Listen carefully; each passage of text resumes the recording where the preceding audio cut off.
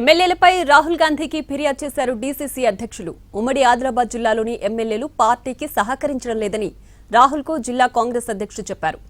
ఇదే సమావేశంలో జిల్లా పార్టీలకు ఫండ్ ఇవ్వాలని రాహుల్ను డీసీసీలు కోరారు. అన్ని జిల్లా కేంద్రాల్లో పార్టీ కార్యాలయాలకు భూమి కూడా కేటాయించాలని విజ్ఞప్తి చేశారు.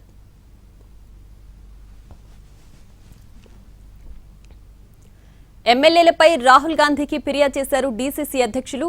ఉమ్మడి ఆదిలాబాద్ జిల్లాలోని ఎమ్మెల్యేలు పార్టీకి సహకరించడం లేదని రాహుల్కు జిల్లా కాంగ్రెస్ అధ్యక్షులు చెప్పారు. ఇదే సమావేశంలో జిల్లా పార్టీలకు ఫండ్ ఇవ్వాలని రాహుల్ని డీసీసీలు కోరారు. అన్ని జిల్లా కేంద్రాల్లో పార్టీ కార్యాలయాలకు భూమి కూడా కేటాయించాలని విజ్ఞప్తి చేశారు.